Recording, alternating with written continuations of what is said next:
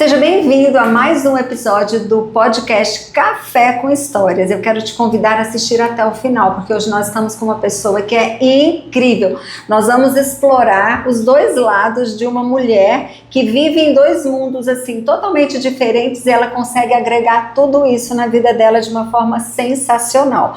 Uma profissional incrível que é o nome dela é comprido, gente, eu vou ter que ler. Sara Lilian de Souza Rezende, que é delegada na Delegacia da Mulher de Araguaína.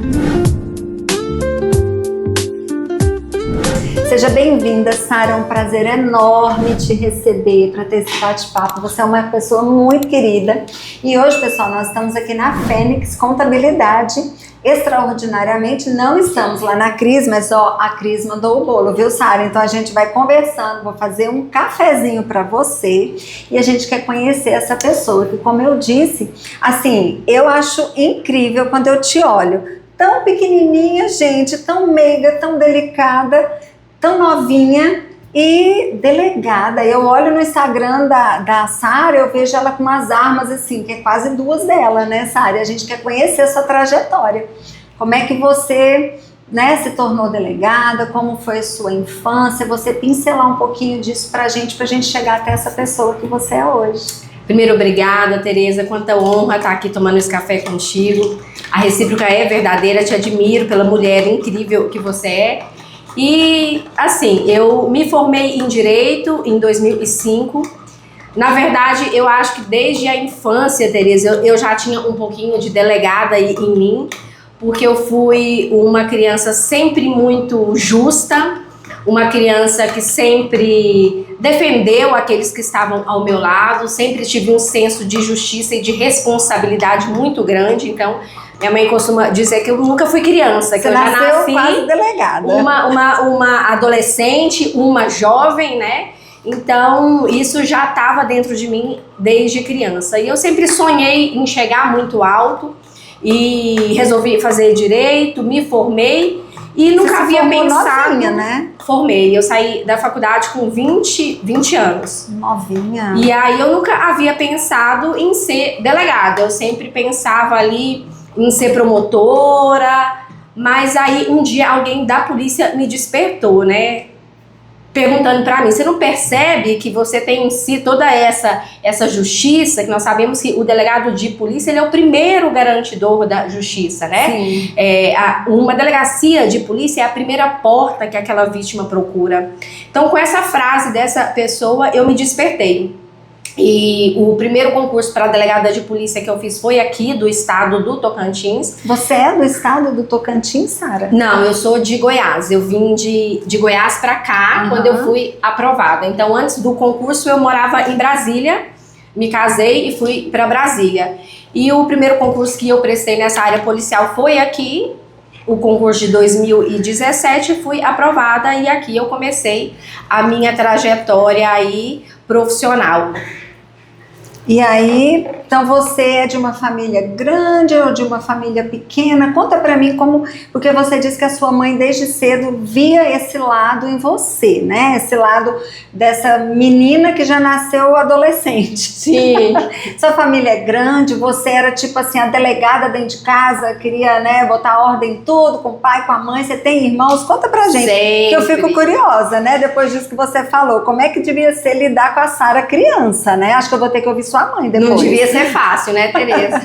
Minha família, assim, nós somos 4 irmãos, mas somos, assim, bem misturados, né? Uma família complicada, mas que, graças a Deus, no fim, deu tudo certo.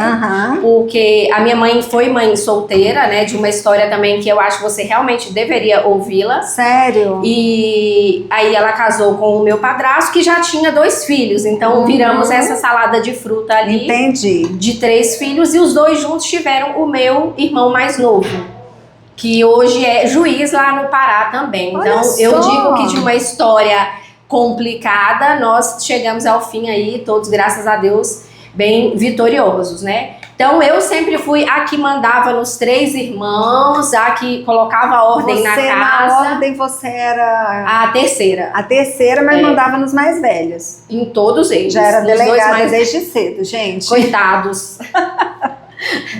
E aí, assim, nós crescemos assim, nessa família misturada, eu sempre com esse senso de muita responsabilidade, cuidando. Quando a minha mãe teve o mais novo, eu tinha 6 anos. E eu sempre ajudei muito na formação dele, né? Minha mãe fala que eu sou uma segunda mãe dele, porque eu tinha esse posicionamento de muita responsabilidade desde a infância, né?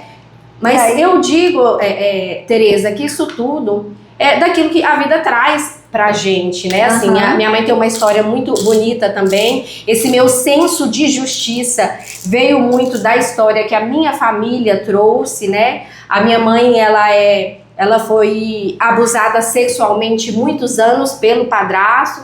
Esse mesmo padrasto que cometeu violência doméstica dentro do lar da minha mãe, ele assassinou a minha avó quando ela estava grávida e a enterrou grávida e viva, ela foi enterrada viva. Então, por toda essa história que trouxe, e eu não me vejo vítima por isso, eu nem também, a minha mãe não é vítima disso, mas essa história nos fez forte, essa história me fez querer buscar justiça para tantas outras mulheres que, assim como a minha avó, não teve coragem de sair daquele relacionamento, e essa história hoje me tornou quem hoje, né, eu sou. Sim, é porque uma coisa que a gente sempre fala aqui no café, né, Sara? Que o bastidor é o que nos forja, é a nossa vivência diária, né?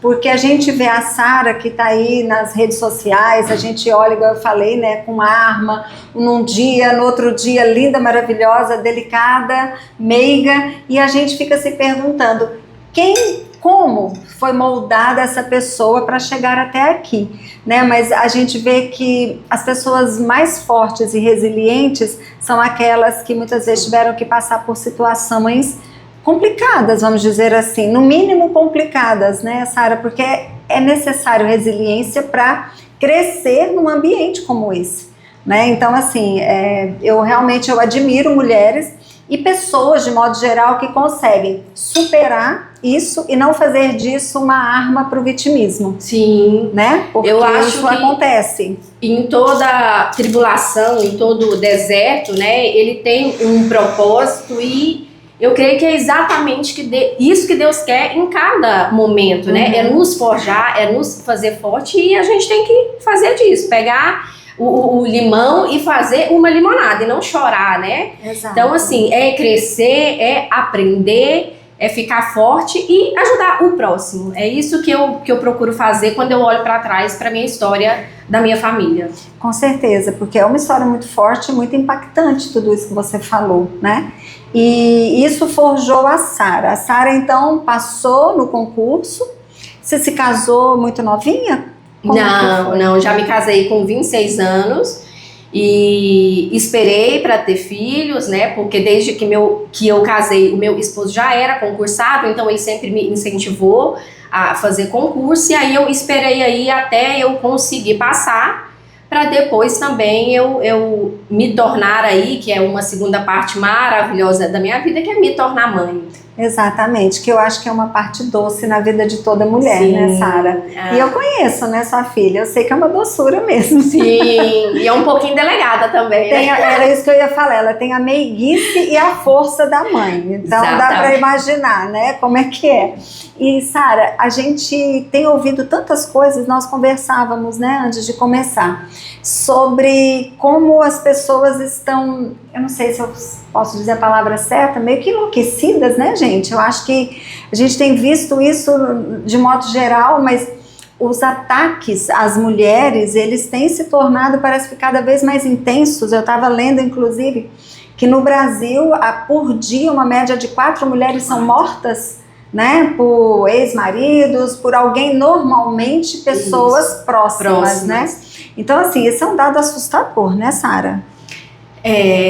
É muito difícil a gente falar disso, porque quanto mais a gente trabalha, Tereza, a nossa delegacia mesmo aqui é prova disso, do trabalho que é feito, especializado, do atendimento, de palestras, né? Eu tenho 6 anos que eu estou à frente da delegacia da mulher, e de um tempo para cá eu comecei a ver que não só o trabalho investigativo estava me trazendo resultados, então nós passamos também a fazer essa parte preventiva, de ir para dentro das escolas, levar para as nossas crianças, para os nossos adolescentes, mas ainda assim a gente vê que o número aumenta, e isso me entristece, porque o que está faltando?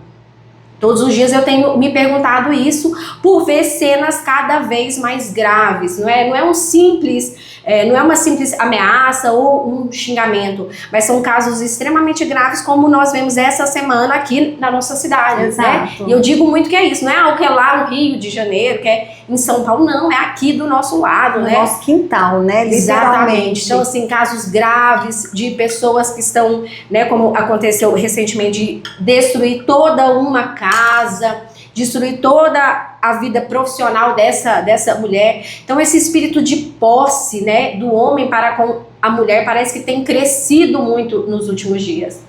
E é assustador, né, Sara? Porque a gente sabe que não começa de um dia para o outro, né? Um homem não se torna essa pessoa violenta assim tão rápido, né? É um processo. Só que eu acho que às vezes a mulher, por medo, por não se sentir capaz de vencer isso, ela vai aguentando, vai se encolhendo, né? É a impressão que a gente tem. É essa impressão que você tem? Exatamente isso. Eu costumo falar muito que o crime de violência doméstica, ele é diferente dos outros crimes, né? É diferente de um crime de roubo ou de um crime de estelionato, porque nesses casos a vítima, ela não, em regra, ela não conhece o agressor, ela não conhece aquele autor, ela não tem relacionamento com ele, ela não tem filhos com ele, então se torna muito mais fácil você denunciar e se torna muito mais fácil você desejar a punição daquele agressor. Sim. Diferente de um caso de violência doméstica, que você dorme com aquele autor já há 20 anos, você tem 3 filhos com aquele homem, que tudo que você não quer é que o seu filho diga: mãe, você colocou o meu pai na cadeia. Então, é uma situação muito diferente. E esses casos, Tereza, eles são progressivos. Exato. Eu tento alertar muito as nossas adolescentes de que é necessário perceber o primeiro sinal de uma relação abusiva, o primeiro sinal de uma agressão, porque um agressor como esse, que ontem adentrou naquela residência e quebrou toda a casa, ele não começou dessa forma. Ele começou lá atrás, quando ele a xingou, quando ele proibiu essa mulher de ter contato com os seus familiares, quando ele obrigou que ela trocasse a roupa para sair com ele. Então começa assim e vai evoluindo até chegar no feminicídio.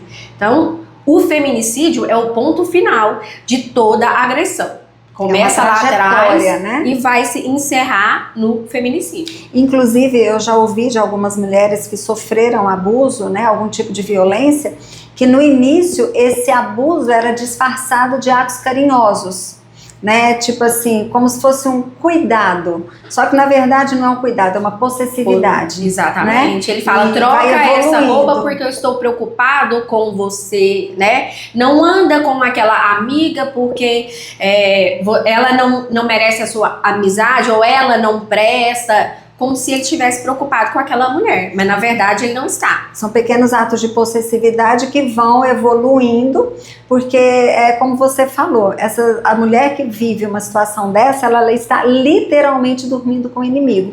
A gente fala dessa forma porque a grande maioria dos casos são ex-maridos, ex-namorados, ex-alguma coisa, né, Sara? Exato. É muito difícil, ou pelo menos eu imagino que é mais difícil, que seja um homem aleatoriamente que mata uma mulher. Às vezes um assalto pode ser, mas o feminicídio normalmente é alguém bem próximo, é do círculo, né, daquela mulher. Exato. Para ser feminicídio, ou essa mulher, ela tem que ser morta em contexto de violência doméstica, que é exatamente isso, ser praticado pelo seu parceiro, pelo seu marido ou ex, ou algum parente, ou essa morte ter sido motivada pelo simples fato dela ser mulher, pelo gênero feminino.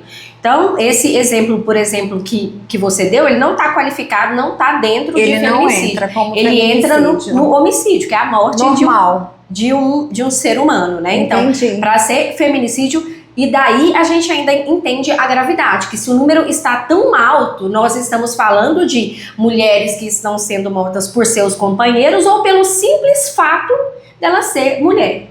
Porque eu vi que em 2024 para 2025 teve um salto, né? E 2026 aparentemente vai seguir nessa mesma linha. 4 mulheres no Brasil, gente. 4 mulheres no Brasil sendo mortas todos os dias, na média. É muita coisa. É muita. E quantas, quer dizer, uma mulher que morre, quantas famílias, né? São ali, quantas crianças, quer dizer, toda uma rede que se perde, né? Uma mulher agredida não é só ela que é agredida, mas é os filhos. Uma mulher morta não é só ela que é vítima.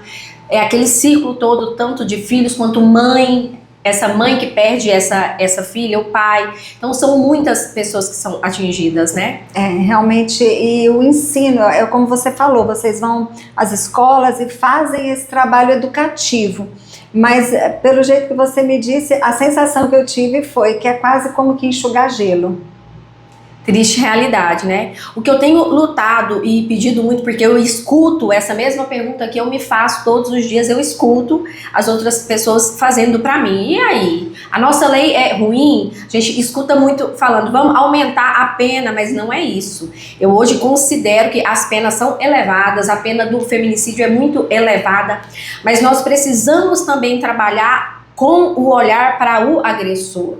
Né? A nossa lei Maria da Penha, ela é uma das melhores leis do mundo em se tratando de proteção à mulher. Mas nós precisamos também voltar um olhar para o agressor. Porque esse agressor, ele muitas vezes, Tereza, é uma ótima pessoa, ele é um ótimo amigo para todos, ele é um ótimo funcionário na empresa dele, ele não tem outros crimes, mas pela população ser machista, pelo patriarcado que nós crescemos dentro de casa, ele é uma outra pessoa. Sim. Então, só a prisão vai resolver o caso dele? Não vai. Então, hoje tem sido trabalhado muito, em Araguaína nós já começamos aí, pela vara da violência contra a mulher, a ser colocado como pena para que esse agressor participe de grupos reflexivos. Então, nós precisamos mudar a mentalidade dos homens, de entender que se essa mulher não quer mais aquele relacionamento, né, página tem que ser virada, ele tem que procurar um novo relacionamento.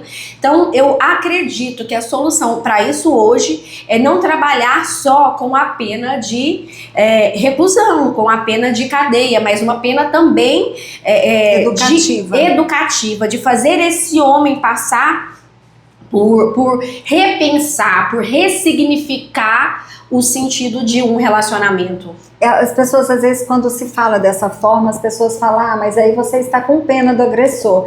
Eu acho que, pelo contrário, a gente está, no caso desse, você está evitando que novas agressões aconteçam, porque se essa pessoa consegue se olhar e se enxergar e deixar de ser esse agressor, porque se ele foi com uma, ele tiver em outro relacionamento, ele vai ser com todas, não existe exceção. Né? Às vezes a mulher pensa assim, ele bateu na ex-mulher, mas não vai ser diferente, né? Não é. Não é. E não que ele não tem que pagar, principalmente quando a gente fala dos crimes, né, muito graves, mais graves como o feminicídio, sim, ele precisa ficar recluso, mas tem que ser trabalhado também esse outro lado, né? Por que muitas mulheres, quando o marido vai preso, ela vai lá pedir para soltar? Eu já vi casos assim, que a mulher até retira, né, a queixa. Tenta retirar, quer pagar fiança, né? Por quê? Porque o envolvimento emocional dele e a dependência financeira dela está naquele agressor. Então,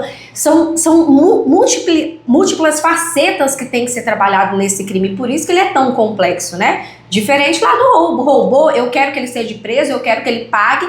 Pronto, aqui não, aqui a gente precisa trabalhar várias facetas para que esse agressor, você foi muito pontual, não volte a reincidir. Porque ele vai reincidir com aquela mulher ou com outra, mas ele vai. Quase que 100% dos casos ele reincide. Porque eu não acredito que uma pessoa que consegue fazer uma agressão dessa, e muitas vezes a gente vê, a agressão não é só com a mulher, com as crianças também, né? Sim. Inclusive nós gravamos com o Renato na semana passada. Se você não assistiu o podcast com o Renato Frazão, eu te aconselho a assistir também. E ele foi uma vítima de um lar onde existia muita agressão contra a mãe. E ele, muitas vezes, ele teve que se interpor ali naquela situação de conflito. Imagina como cresce uma criança assim. O Renato, ele conseguiu superar isso, como ele mesmo disse, muita terapia, dá-lhe terapia. Ele falou que fez muita terapia para conseguir mudar isso nele. E ele não se tornar como aquele que ele conheceu, né? Sim. No caso, que era o agressor na família.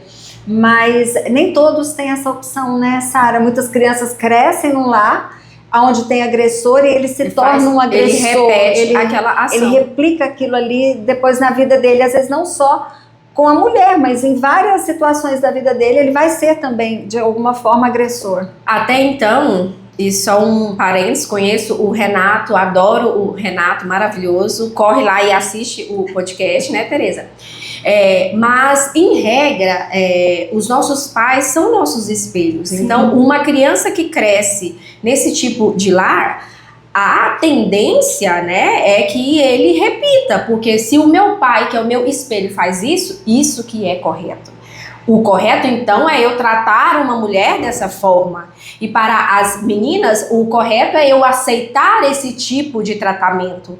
Então, assim, a gente percebe muito que uma menina, quando ela cresceu em um lar em que a mãe foi vítima, ela aceita com grande facilidade uma relação tóxica, porque aquilo na mente dela é que é correto. É o normal. Então isso é muito ruim, né? Porque esse ciclo começa a se repetir de geração em geração. Sara, agora só quebrando um pouquinho, me conta o que você achou desse café, ficou bom? Muito bom. Depois você dá a receitinha pra gente, né, gente? Dou sim. Gente, lá no Café com Histórias tem um destaquezinho que tem os cafés deliciosos. Tem um com gin, tem com algumas bebidinhas, mas eu não ia trazer bebida pra minha delegada, né, gente? Aí eu trouxe um café bem comportado pra ela hoje. Bem docinho, com chocolate. Um chocolatinho e um bolinho, né? Mas, Sara, agora nós ouvimos bastante da delegada Sara. Agora eu quero conhecer um pouquinho da mulher Sara Lilian, que também enfrenta seus desafios, porque a nossa vida ela é composta de desafios, né, Sara? Conta pra gente como que a mulher Sara, esse ser humano incrível, como eu disse, tão delicada, né, tão gentil, consegue lidar com tanta, sabe, porque assim, deve ser muito difícil, eu imagino que deve ser muito difícil para você lidar com essas situações e vendo mulheres sendo agredidas, sendo você uma mulher que vive uma realidade tão diferente, né? Conta pra gente como é que é essa convivência da Sara delegada com a Sara mulher ser humano. Bom, Tereza, eu não me coloco acima e nem diferente de nenhuma mulher, né? Eu acho que nós todas temos os mesmos desafios, as mesmas dificuldades, os mesmos anseios, os mesmos sonhos, né? De ser feliz no relacionamento, de ser feliz na profissão. Então, sou igual a todas elas. Tive que me superar muitas vezes, não é que eu também não tenho problemas no meu casamento, não tenho problemas com a minha filha, todos nós temos, né? A vida é feita de desafios, então, né? muitas vezes quando eu atendo uma vítima ali, que ali também a gente é um pouquinho de psicóloga, né? Muitas vezes a vítima vai ali, ela quer mais falar, eu me coloco na mesma posição dela, mas eu sempre coloco que a gente precisa ter prioridades, né? Então, assim, pra mim também não foi fácil, porque eu sou muito perfeccionista, eu quero controlar tudo, como eu disse, desde a infância eu quero ter controle sobre tudo. Então, ter a minha vida profissional e a minha vida pessoal, no início foi bastante difícil. Eu me sobrecarreguei bastante, como qualquer mulher, mas eu entendi que eleger prioridades e, acima de tudo, nós, mulheres, conseguirmos delegar algumas funções é muito importante. Então, no início eu tive problema no meu casamento, porque eu queria abraçar todas as minhas vítimas, eu queria passar mais tempo do que eu podia na delegacia e deixei o casamento um pouco de lado. tive problemas com a minha filha também, que eu queria dar conta de tudo, que eu não queria delegar para ninguém, que eu achava que ninguém ia cuidar dela como eu. E isso nos traz sofrimento, isso nos traz peso, isso nos traz exaustão emocional. Então, quando eu aprendi que eu precisava delegar, que eu precisava dividir, que eu precisava confiar, eu consegui lidar muito mais fácil com a minha vida profissional e a minha vida pessoal. Então, hoje eu entendo o momento de parar, o momento de ter aquela hora especial com a minha filha, o momento de ter uma hora especial com meu esposo, com a minha mãe, de ter um momento de mesa com a minha mãe. Então é isso que torna a nossa vida diferente, né? Mais então nós leve, precisamos, né, exatamente, para que esse peso não recaia sobre nós, né? Então, quando eu tô em casa, eu esqueço que eu sou delegada, até porque senão isso me gera problemas na criação da minha filha, me gera problemas no casamento, né? Que nós, mulheres também, outra fala que eu tenho muito nas minhas palestras é sobre o empoderamento, que nós precisamos entender o que é o empoderamento. Que tem muitas mulheres hoje que querem pegar essa frase e se sobrepor sobre o homem. Sim. E achar que nós não precisamos do homem, né? Isso eu também tive que aprender. Há funções, Tereza, que são dos homens. E por que eu vou querer abraçar isso pra mim, né? Então, para que um relacionamento dê certo, eu preciso deixar que o homem faça as funções dele. Então, que o homem seja homem. Que o homem seja homem. Né? E hoje nós temos tido a dificuldade de encontrar homens também por muitas mulheres querem assumir o papel do homem, né? Então eu vejo muitas mulheres reclamando, mas eu não encontro um homem. Mas muitas vezes nós, mulheres, queremos ocupar espaços que não são nossos, né? O empoderamento, ele só pode existir, Tereza, para que nós, mulheres, possamos alcançar esse patamar de desigualdade e que de fato existia. Sim. Né? Se nós olharmos aí para pouco tempo atrás... Uma história bem recente, né? Pouco tempo atrás nós não votávamos, nós não podíamos fazer contratos de compra e venda, você que trabalha nessa área, nós não podíamos fazer faculdade. Então esse empoderamento é para que nós possamos alcançar e não para que nós possamos passar e sermos superiores, né? Porque... Então isso nos ajuda a conciliar aí, isso, né, me ajudou a conciliar, a levar a minha vida profissional com a minha vida pessoal. Porque nós, mulheres, nós temos também uma tendência muito forte nessa área de querer equilibrar todos os pratinhos, né? Tipo assim, a gente tá igual aquele malabarista do circo, mulher, você já se sentiu desse jeito? Tipo assim, você tá equilibrando 15 pratos ao mesmo tempo, algum vai quebrar. É impossível, é igual você falou, exaustão emocional. Isso muitas mulheres vivem, e homens também, porque às vezes o homem também, né, na sua sobrecarga, como a gente vê que muitas vezes hoje eu vejo nas famílias também, Sara, assim, uma troca de papéis. Né? Isso também não é bom, não é saudável. Não é saudável, como você falou. E eu vou te falar uma coisa, assim, gente, me desculpa, mas essa palavra empoderamento feminino, tem hora que ela me dá até, sabe? Cansa. Porque, tipo assim, é colocado num patamar onde a mulher tem que ser a guerreira. Né? A mulher não pede nem pro marido tirar as compras do carro porque ela é a forte e ela vai fazer isso. E eu acho que como mulheres existem os papéis, como você disse, papéis diferentes, são papéis que alguns são do homem, é inerente ao homem, outros são inerentes à mulher. Eu acho que a beleza do relacionamento é quando cada um ocupa o seu papel. E nisso aí a gente percebe, Tereza, que as mulheres estão perdendo a feminilidade dela, né? Elas querem se tornar tão fortes, estão ocupando espaço que não é seu, que perde a essência feminina que tem que ter, é inerente a nós, Sim. né? Então, assim, você tocou aí, que o homem é forte, isso é biologicamente comprovado. O homem, ele tem uma força superior. Então, portanto, eu não troco pneu de carro. Nem eu, gente. Não troco. Desculpa, então, o máximo que eu faço é abastecer meu carro, e às vezes eu ainda esqueço. Aí, tá vendo? Então, assim, e tá tudo bem, e ele tem força para isso. Então não é isso que vai fazer com que nós possamos diminuir esse espaço entre homem e mulher. Não é isso, não é você trocar o pneu do seu carro. Então eu defendo que nós precisamos deixar o homem ter o papel dele, nós ocuparmos o nosso. Eu concordo plenamente com você, Sara. E é algo que a gente infelizmente vê. Isso às vezes até na criação das crianças também, isso também pode trazer às vezes algumas dificuldades, porque de repente são papéis tão trocados que ninguém sabe, a criança se perde no meio disso, né?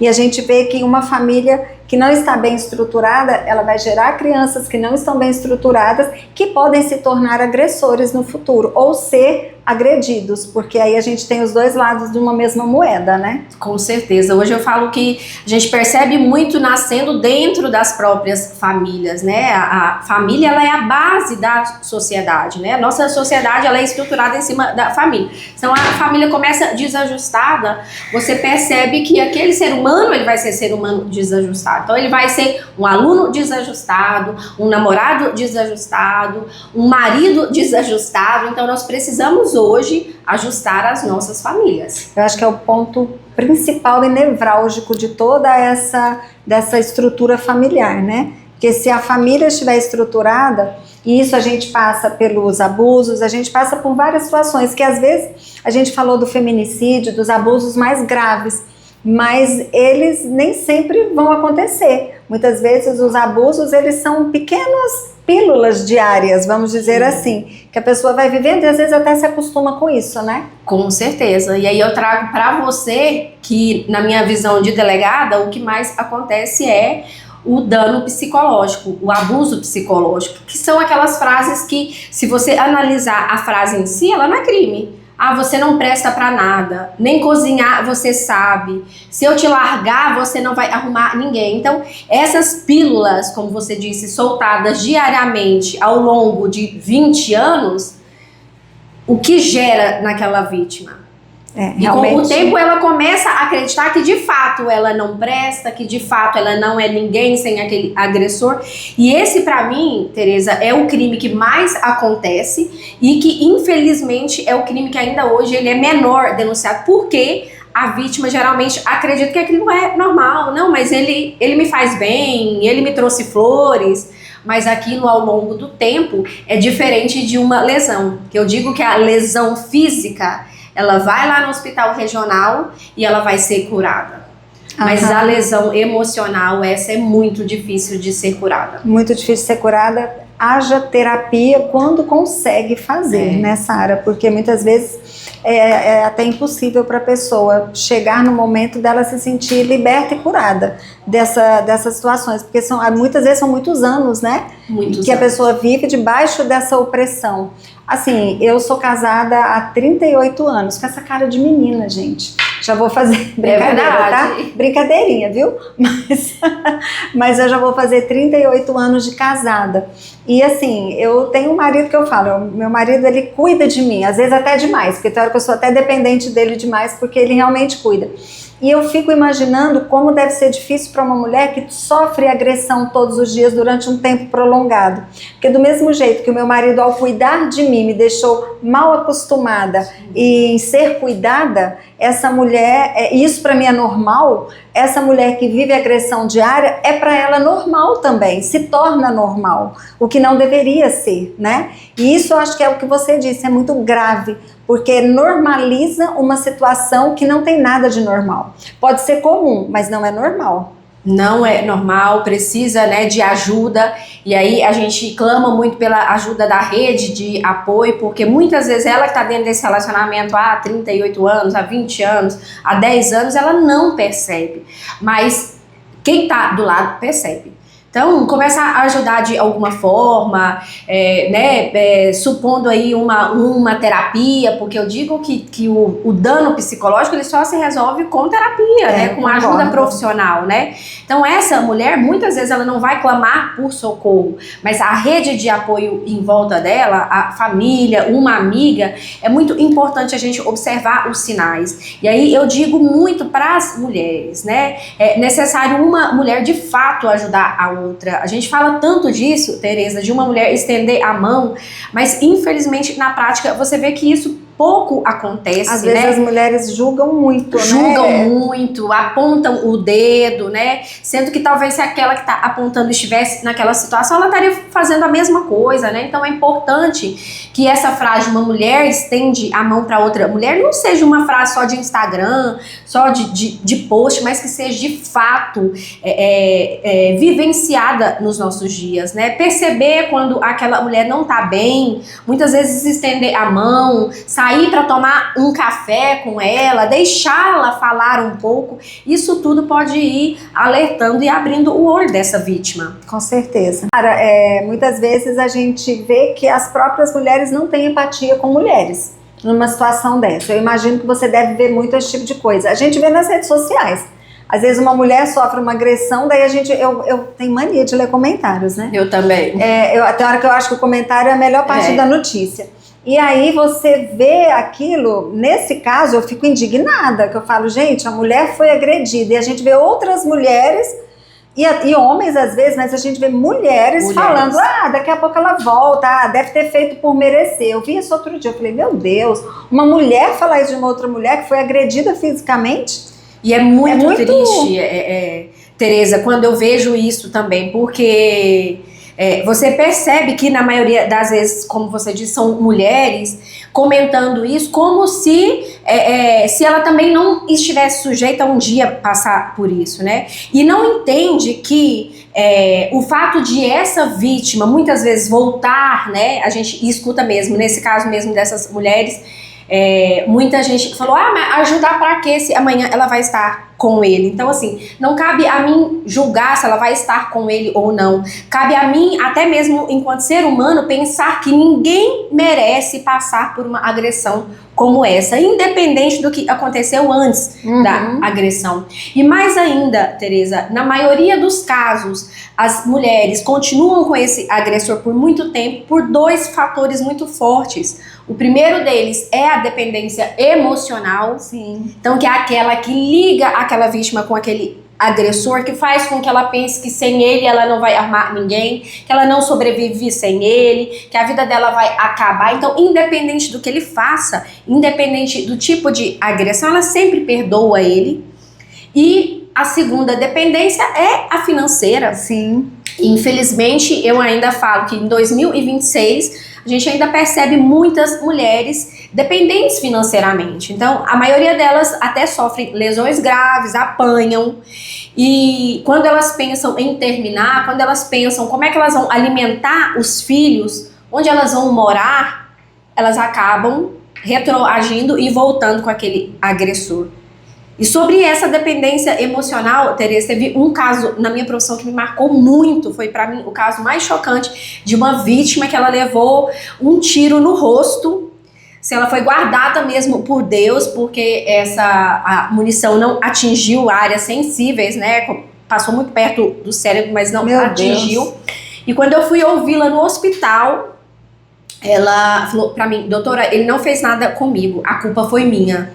Meu Deus, ela ainda se julgou culpada. Na verdade, ela não falou, ela escreveu, porque ela estava sem a fala devido ao tiro que ela levou na boca. Então, ela escreveu que a culpa não era dele, que não era para eu prendê-lo, porque ela foi culpada, ela havia causado. Isso é a maior prova de uma dependência emocional. Sim. Então, assim, não cabe a mim ou a qualquer mulher que seja julgar. Eu acho que cabe a nós ajudar, até apoiar, ajudar para que essa mulher saia desse ciclo. Para que ela consiga, no caso dessa mulher, por exemplo, numa situação tão grave, ela ainda defendeu o agressor, mas a gente não pode simplesmente culpá-la, a gente tem que apoiar, porque uma mulher dessa, ela precisa muito de ajuda, porque o próximo passo é a morte. É a morte. Ela não morreu, como você disse, porque Deus assim colocou a mão, né?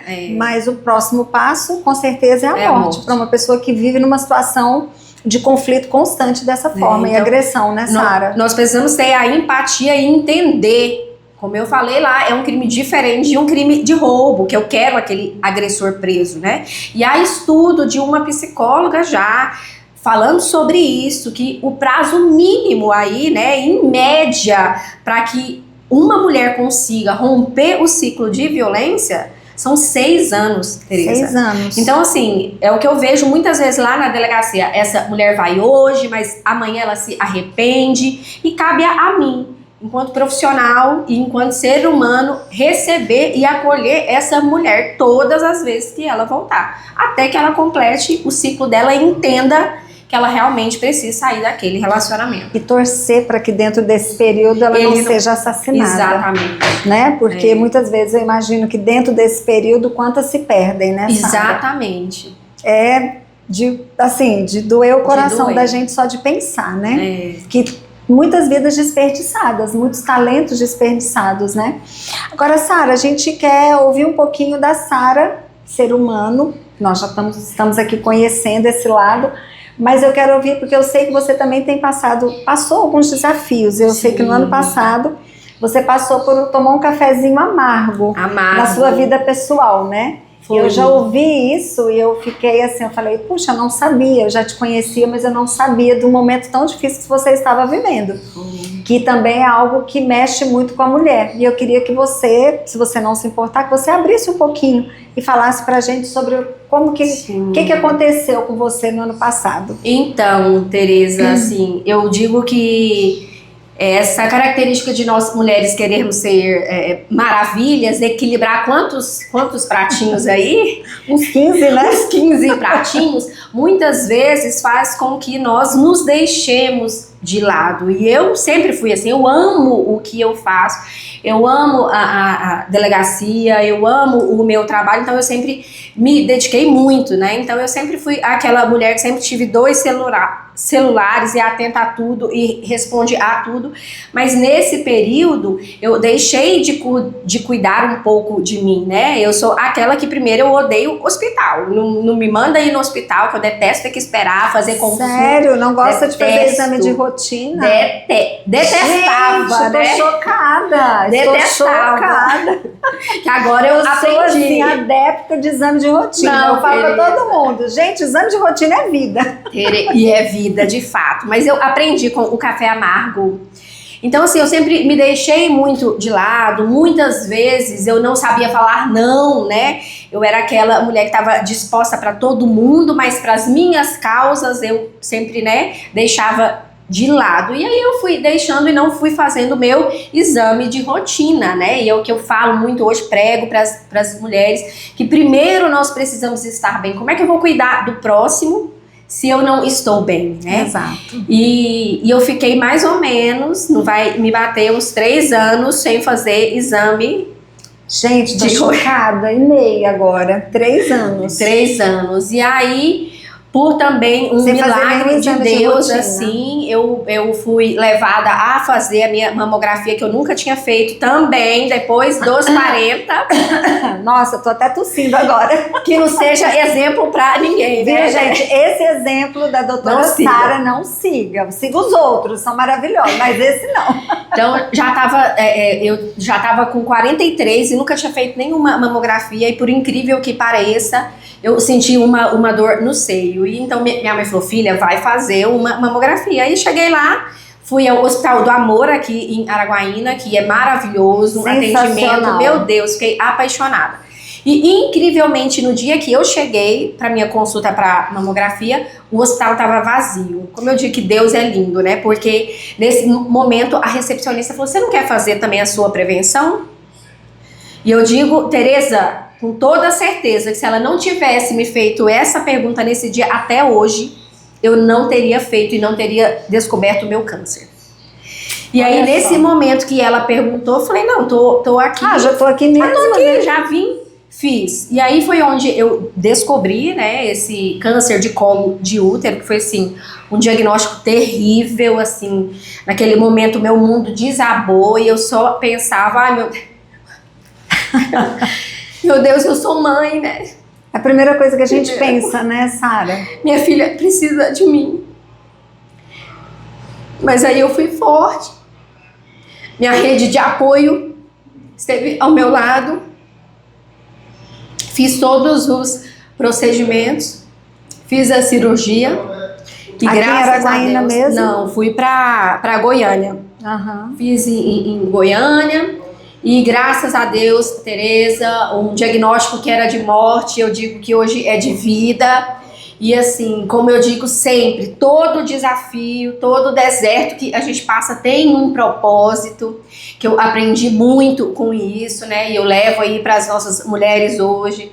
Em primeiro lugar, somos nós mesmas, nós precisamos nos cuidar, que não adianta eu querer cuidar do mundo, como eu disse, se eu não tô bem, né? Exato. Se eu tô doente, se eu não tô bem. Então, primeiro somos nós mesmas, para depois a gente estender a mão, né? E aí você passou pela cirurgia, fez químio ou não? Não, foi graças necessário? a Deus, a gente retirou tudo, ovário, útero, e depois passou por uma biópsia todo esse material e graças a Deus deu bordas livres ali, e eu agora só faço acompanhamento de 6 em 6 meses, né, para acompanhar. Mas graças a Deus a última biópsia deu tudo limpo, graças a Deus. E agora exames de 6 em 6 meses. E fala isso para todas as mulheres também, né? Vamos nos cuidar, exames de rotina. De quanto em quanto tempo, Tereza? Bom, no meu caso, eu já tô com quase 60, né? Eu faço... Mentira! 60, faço em outubro, 60. Sexagenária. E aí eu faço todos os anos, né?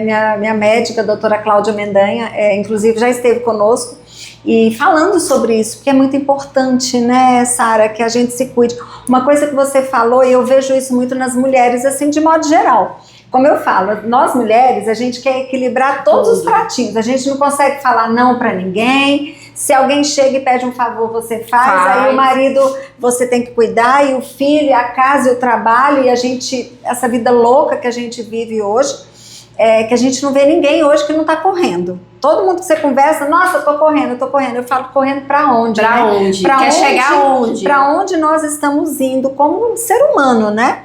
Mas como mulheres, a gente tem esse hábito de querer socorrer todo mundo. E é tão fácil a gente se esquecer. E o incrível é que, assim, nós somos quem marcamos o exame do marido, nós marcamos o exame dos filhos, mas nós muitas vezes não marcamos os nossos exames, não nos cuidamos, né? Exato, exato.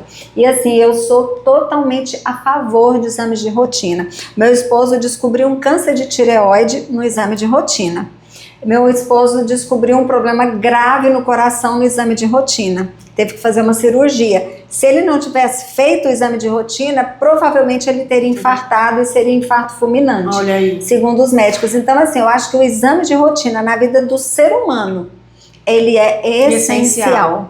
Né? Então, assim, que bom que você foi lá naquele dia e você estava sentindo o quê? Que te fez, depois de mais de 3 anos sem fazer, o que você estava sentindo que te levou lá no Hospital de Amor para você fazer? Então, eu tava sentindo uma dor no meu seio que não tem nada a ver com que eu, né, com o câncer de colo de útero, e depois a minha mamografia veio perfeita. Então, assim, eu louvo a Deus que eu creio que, assim, ele me fez sentir alguma coisa para que eu fosse, porque o problema maior é que muitas vezes o câncer de útero, de colo de útero, ele é muito silencioso, né? Então, e ele é de evolução lenta na maior parte dos casos. Nunca senti nenhuma dor, nunca tive nenhum sangramento, e aí é o problema, porque enquanto você, enquanto ele é silencioso, ele vai evoluindo, e aí quando você descobre, já é muito grave, né? Então, assim, eu não senti nada, daí a importância da prevenção, né? Exato. Se eu tivesse feito o exame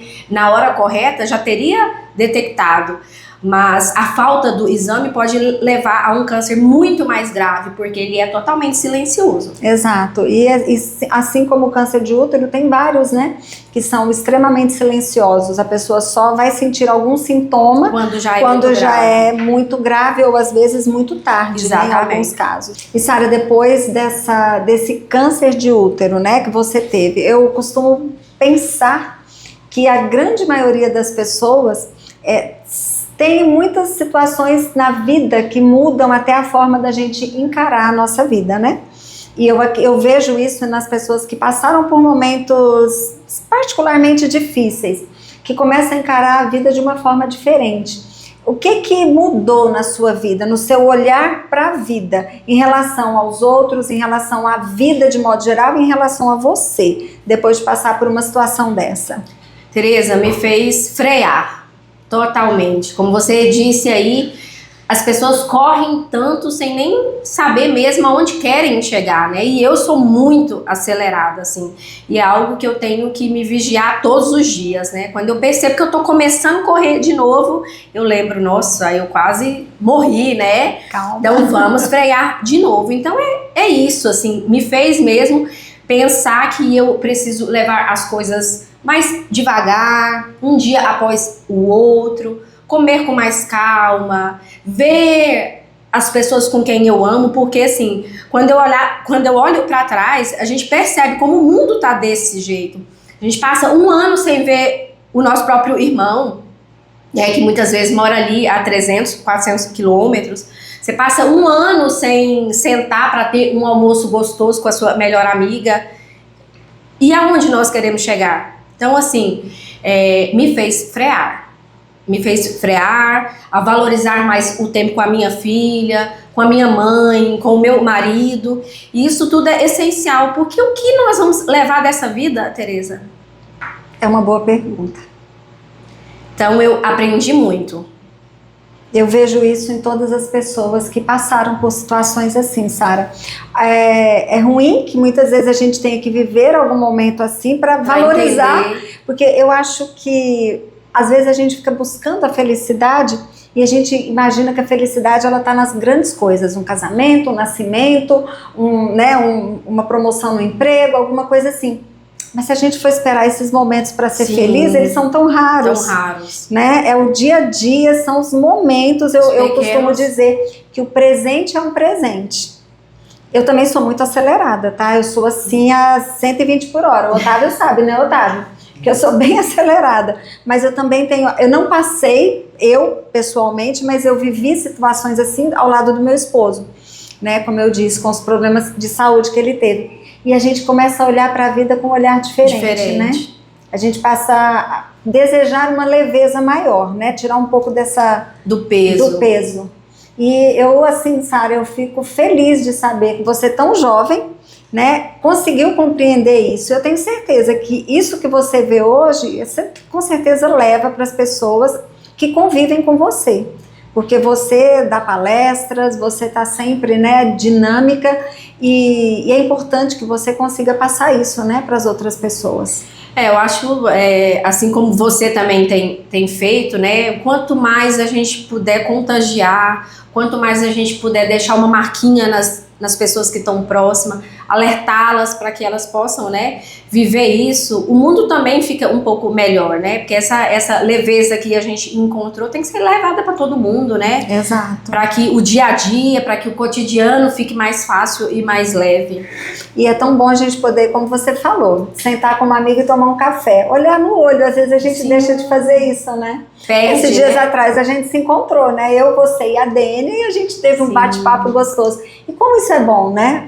Isso traz mais riqueza, traz mais sabor para a vida da gente, né, Sara? Temos que fazer de novo. Vamos repetir, né? Gente, o próximo café que eu vou fazer para a Sara vai ter um gin. Você gosta de gin? Gosto. Então vai ser um gin, um aperolzinho. Eu tô treinando uma receita com aperol. Logo, logo vai sair. Receita nova. Receita nova. E Sara, assim, eu quero te agradecer imensamente por você assim, compartilhar sua vida conosco.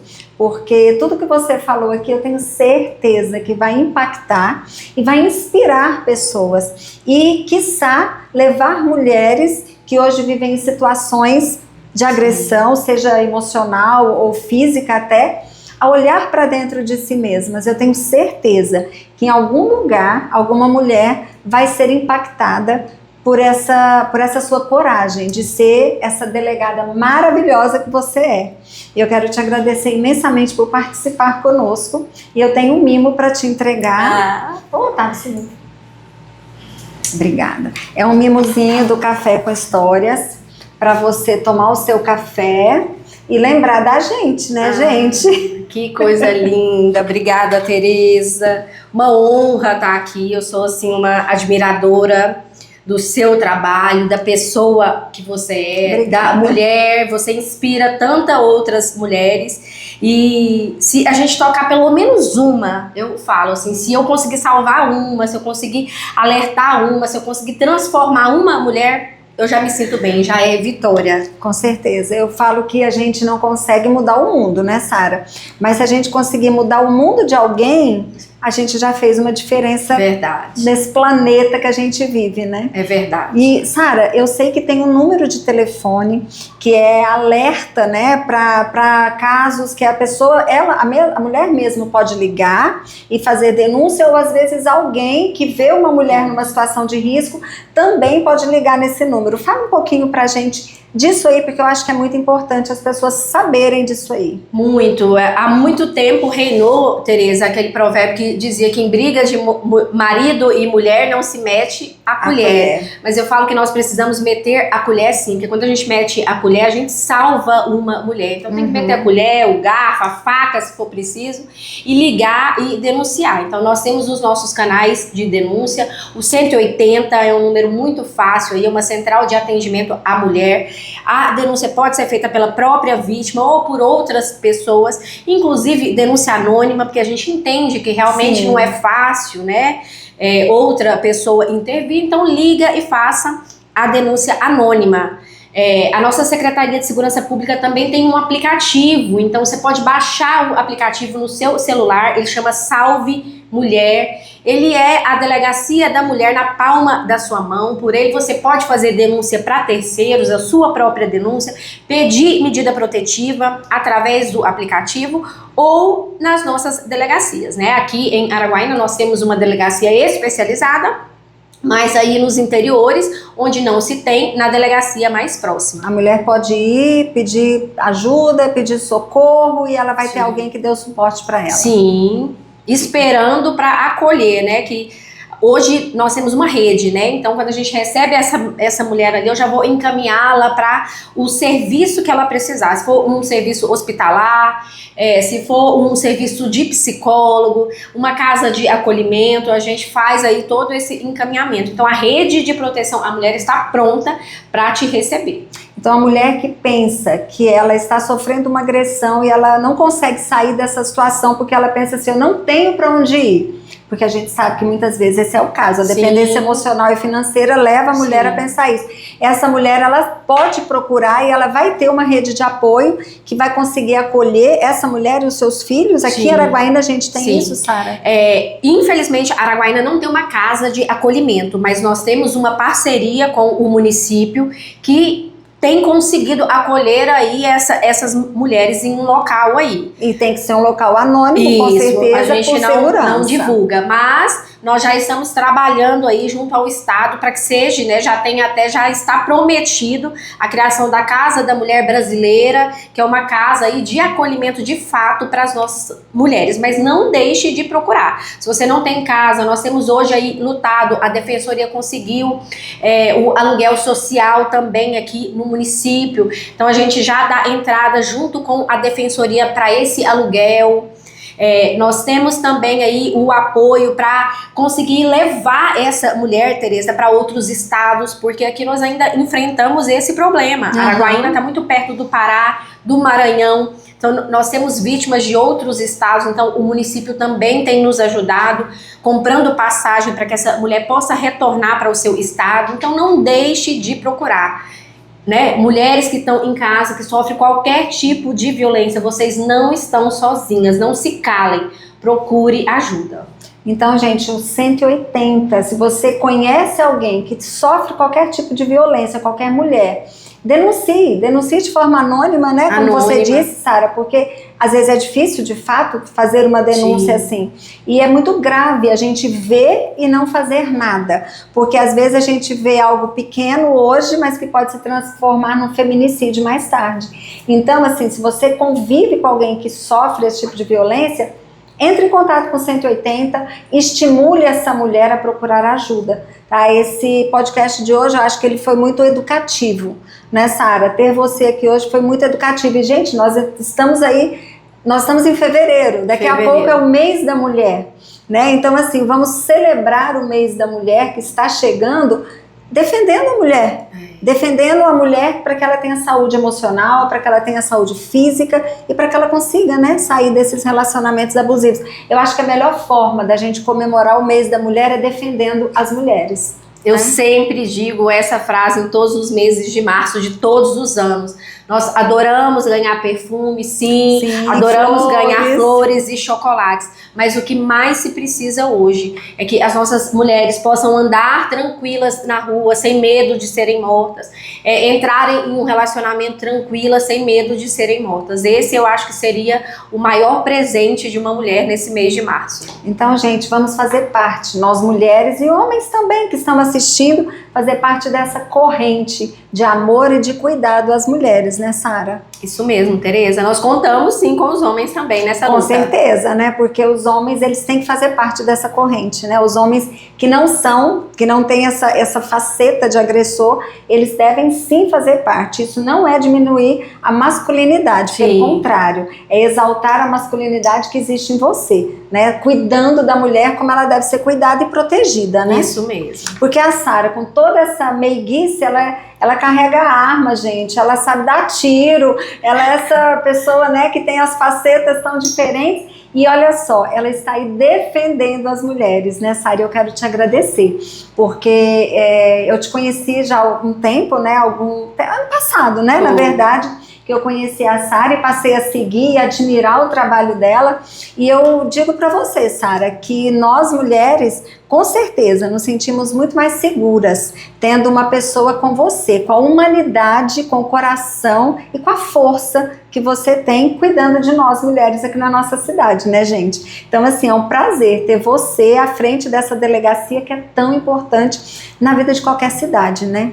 Muito obrigada por participar conosco. Se você quiser falar mais, deixar uma mensagenzinha, fica à vontade.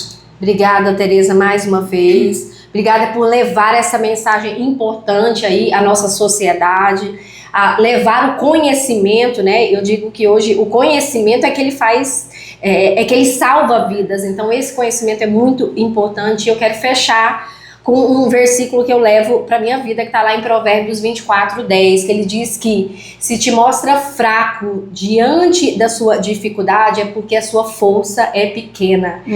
Esse versículo, ele não diz sobre a gente ser forte todos os dias, mas ele diz sobre como nós devemos nos posicionar diante das dificuldades, como nós devemos nos mostrar para as nossas dificuldades. Aí sim nós seremos fortes. Então é esse versículo que eu quero fechar a nossa conversa e deixar tanto para as nossas mulheres quanto também para os homens na nossa sociedade.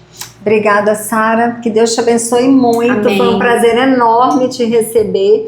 E, gente, eu quero te convidar a compartilhar esse podcast. Sabe por quê? Porque esse compartilhamento pode salvar vidas. Então, Sara, fala a sua rede social, porque as pessoas também vão te seguir. Quem não te conhece ainda. Delegada Sara, pode me procurar lá. Eu recebo denúncias por lá também, tiro dúvidas, então vocês podem ficar à vontade para me chamar por ali. Olha só que bacana. E você compartilha, curte e segue também o nosso canal do YouTube e o Instagram. Obrigada, Sara, mais uma vez, obrigada, porque eu sempre digo, o nosso caráter é forjado no bastidor e hoje a gente conheceu um pouco mais do bastidor dessa pessoa sensacional que muitas pessoas conhecem nas redes sociais e hoje conheceu a fragilidade e a força dessa mulher. Obrigada, viu, Sara?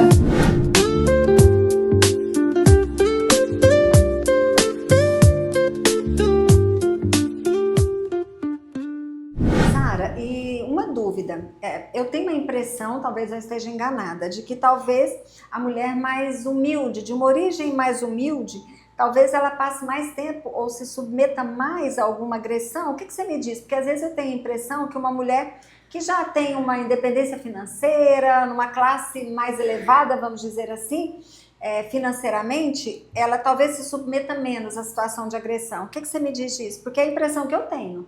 Na verdade, Tereza, na prática, o que eu percebo? Primeiro que a violência doméstica está presente em todas as classes, né? Independe de classe.